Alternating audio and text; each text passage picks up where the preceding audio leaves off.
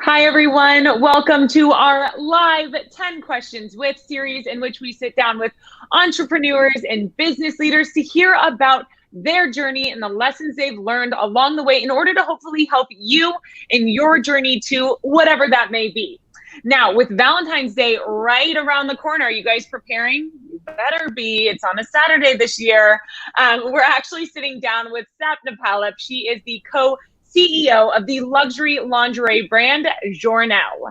If you have any questions for Sapna throughout our conversation today, please leave them in the comments and we will get back to them at the end of our interview. Now, please join me in giving Sapna a very warm virtual welcome. Hi, Sapna. Thanks for joining us. Thank you for having me. This is such a privilege.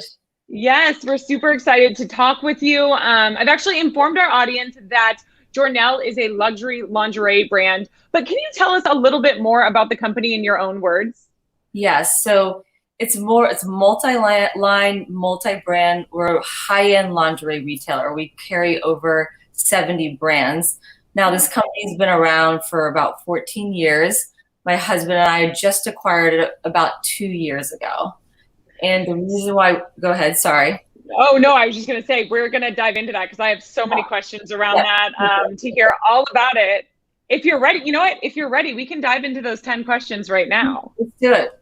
All right. So question number one, as you just said, you decided to buy Journelle and come on as co-CEO alongside your husband, Guido, in 2019, when the company was on the verge of bankruptcy, actually. Yes. So what potential did you see in it?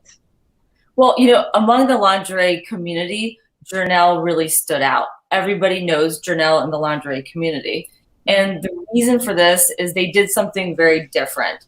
They created a safe place for women to come to with a very expert sales team to kind of help curate their lingerie wardrobe. And as all of us women could attest to, and I can very much attest to, it's a very intimidating experience. Yeah. So, it's intimidating. It's like, I mean, I think we're getting to a better place in society, but you're, as females with our bodies, we are always intimidated and always self-conscious. So I love that. I love hearing about that. And it's always changing from the time we're teens to the time we become mothers till we become post-mothers, Yeah. So our body's constantly changing. And it's even hard for us to keep up with that. And that is what Journelle did well. And so we saw the potential in that when we saw where it could go. And we just knew it just needed some TLC. So then what were your top 3 priorities or goals for turning the company around, and what data or research led you to establishing those goals? Well, I mean, so I'll tell you, I'm literally and figuratively married into the lingerie world alongside my husband, Guido Campello, who I'm co-CEO with, who also is CEO of Cosabella. So Cosabella is an Italian lingerie company. It's a family business. It's been around for 30 plus years. So, we took that expertise of knowing the lingerie market and industry very well, and we knew what we could do quickly to make a change. The first thing was taking our wholesale of our private label and creating more opportunities for that. So selling to retailers with our wholesale private label. And that is actually taken off very, very well, and it has been successful. And we just expect that to keep growing. Number 2, we wanted to boast our .com business. Who doesn't want to do that right now, especially when everyone's home, everything's shut down? So that was an obvious. Number 3 is showing our customers that we can expand the category of product that we have. So that means getting into shapewear, getting into loungewear. We're all at home. Also getting into swimwear and sexual wellness. Wow, I love that. Yeah, I mean, that all makes a lot of sense. And you said the things that worked were distributing the actual Journelle brand, obviously expanding your e-commerce. So then I'm curious, what didn't work? Did you try anything that you were like, oof, this wasn't a good idea? That list is probably very, very long. I don't even know where to start with that one. But the last thing I wanted to say also is we have the privilege of carrying all these brands, and you would think with 70 brands that there isn't a customer can't come in and find something that doesn't work for them, but you'd be surprised. there are things that are missing in this industry and market. And so that's where we wanted to come in and fill in the blanks. What is missing? I mean, that list is long too. I mean, you've got now a whole BIPOC community, transgender, there's, endlessly. And so we want to start catering to everybody, where there's not one person that can come in and say they can't find something for themselves. Amen. I love that. Okay, moving into question number 4. Amid shutdowns last year, you also launched a virtual lingerie fitting and styling tool. Yes. What would you tell others about this process, how you came up with this idea, invested in it, experimented with it, and assessed its impact on your business? So very honestly, we actually were already working on it. And we were good timing. about to launch our style from home, and then the shutdowns happened, and we were like, wow, what timing is this? So, we were going to try it out, and we kind of like tried it out with a boom because everything was shut down. And, I think a lot of women found that they were staying at home, and all of a sudden their lingerie wardrobe became important because you're in your sleepwear longer. It's more work from home, leisurely, more loungewear, and you're actually looking at your intimates now, spending more time with your partner, or so for all, I know I looked at mine, I was like, oopsie, I can update this, Right, we're not able to go on any of these fun date nights anymore. It all has to be at home. So how are we going to spice it up? Yes. So that kind of boost often comes with some growing pains. Yes. How did technology like NetSuite help you handle this change and help you handle the influx of orders that came on, with e-com once the shutdowns happened? Yeah, I have to say NetSuite has been amazing for us, because it puts everything into central location. So we can do everything from viewing our orders, transferring products. It even does back-end stuff that deals with the website. So, we have a very hands-on team, a tight-knit team. So they need to be able to go, everyone needs a place to go where we're all on the same page. And NetSuite did that for us. Right. That's amazing. Now, you already alluded to this, but you sell a curated collection of popular luxury brands as well as your exclusive Journelle brand. What sort of data drives your decisions around selecting product development and investments? And again, this could be with the Journelle brand itself, or with the brands that you work with. Obviously our experience, but really it's our sales team. They are on the floor. They're doing the style from home. They're in the stores, whoever's coming in at this point, they're giving us constant feedback, like, we need to get this immediately. People are looking for this. I mean, we take all that information, and that's what determines how we do our marketing, how we outfit the store, how we buy. Really, our sales team is everything for us. Wow. Now, you, as well as your e-com store, you also have 4 retail locations, and you distribute to retailers, as you just explained.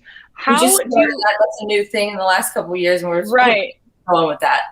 So how do you go about setting like targets or goals across these various channels? It's a good question. So you have to have a relationship with each of these retailers, and the reason why we partnered with them in the first place is obviously we have something in common with them, but they all have their company voice, their own brand voice, different locations, different customer base. And so we need to communicate with them on what they need. And that's how we, determine what needs to be done.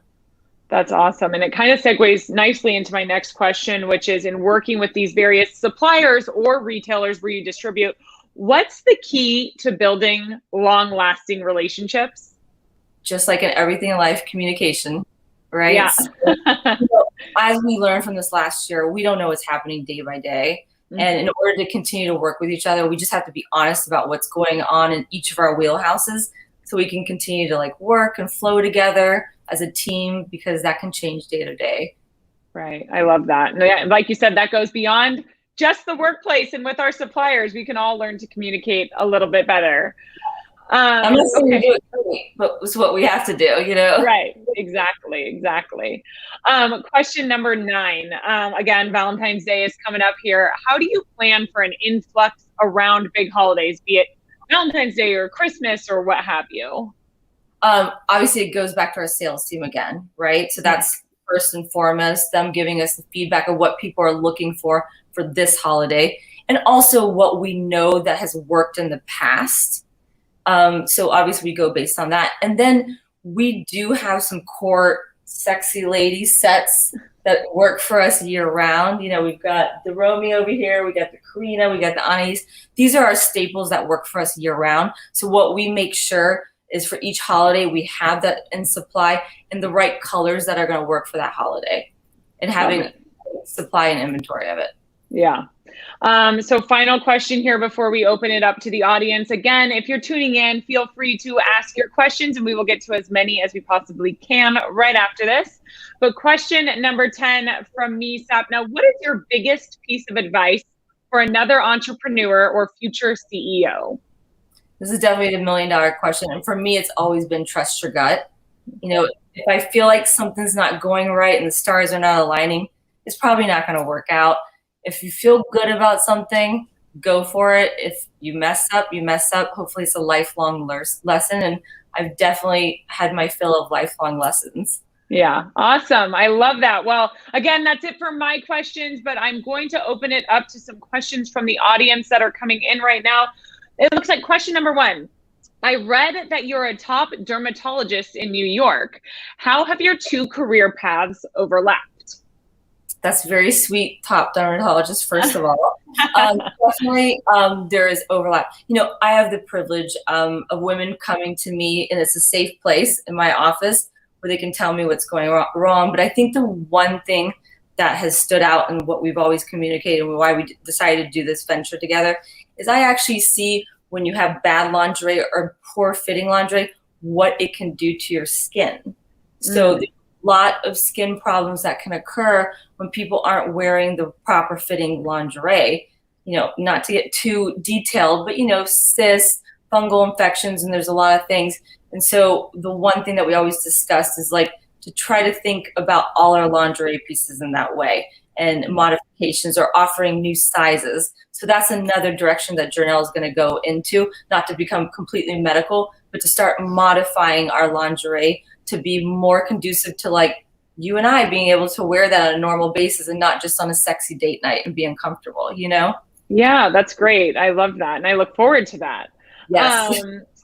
We have some hellos coming in here from Mexico, Chile, Brazil so far. Yeah. All those places right now. Yeah, right. All of those are coming in. And we have another question here. How does Journelle stand out from other retailers? I just think the customer service. I mean, I like to believe it's the customer service. And that is why we ended up acquiring Journelle in the first place, because that's what always stood out about Journelle over its 14-year history. So I have to give it credit for that. The customer service is, and I hear such great feedback, even from my patients that find out that, you know, I own Journelle, they come back and give me just great feedback on the customer service. That's awesome. Well, Sapna, that's all we have the time for today, but I just really appreciate you coming on and telling us all about Journelle, and we look forward to your continued growth and more conversations in the future. Thank you so much for having me. It's been an honor. I appreciate it. As always, a big thanks to all of you for tuning in. We'll be back next week with Noon CEO Kevin Rutherford. That's happening on Monday, February 8th at 1 p.m. Pacific time. We'll see you then. Bye.